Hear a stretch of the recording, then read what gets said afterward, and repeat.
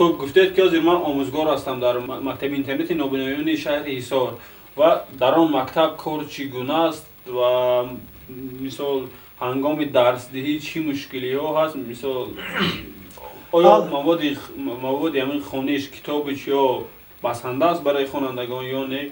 شرط و شرایط مکتب چگونه است و برای میگفتید؟ البته مکتب اینترنتی نابینایان شهر حصار از سال 1961 با قرار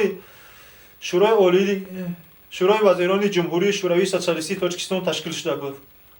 البته شرایط ها البته بعد پاش خوردن اتحاد شوروی، البته بعد این جنگ های شهروندی که در جمهوری به عمل آمدن، خیلی شرایط البته دشوار بود. سالهایی که ما تحصیل میکردیم، حالا البته شرایط تا اندازه البته بهتر هست، ولی هنوز هم مشکلی ها هستند. البته من از خوابگاه ساز حالو چندان اطلاع ندارم، چون که من تا نصف روز در آنجا هستم. از آشخانه نیست چندان اطلاع خوب ندارم. البته حالا اشیاءهای خواهش یک اسبابی هست که ما نابینایان می نویسن با نام پریبار و گریفیل. حالا از همین اشیاء ما اندکی تنقیسی میکشیم. البته حالا یک چند پریبارهای پلاستیکی البته از کشور افسانوی هندوستان به ما آورده شدن که البته چندان از صفت خوب ندارن. این پریبارهایی که امروز هست پیشتر بودن از اسباب‌های تونیکا ساخته شده بودن. حالا البته خیلی ما از همین جهت تنقیص داریم، اما در مسئله کتاب‌های درسی باشد ما خیلی مشکلی داریم.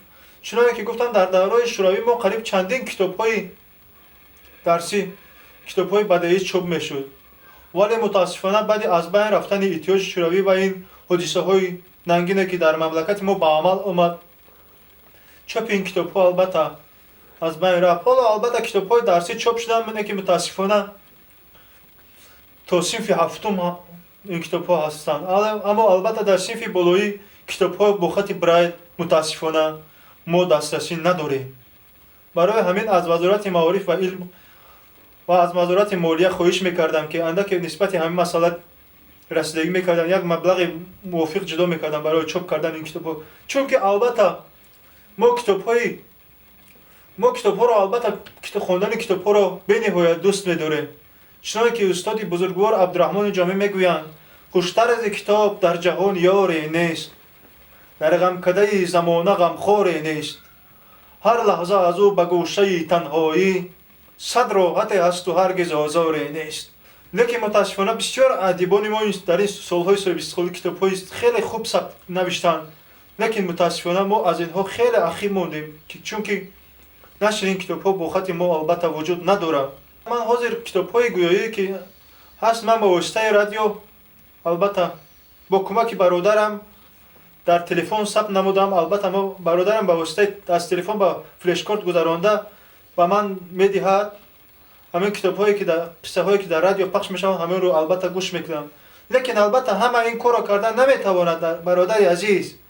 برای همین البته احترامونه خواهش میکردم و از رئیس شهر دوشنبه محترم رستم ایومالی خواهش میکردن که یک استودیو تأسیس میکردن، استودیو کتاب‌های گویا در خود شهر تأسیس میدونن که برای ما نابینایان خیلی یک کاری ثواب میشد. البته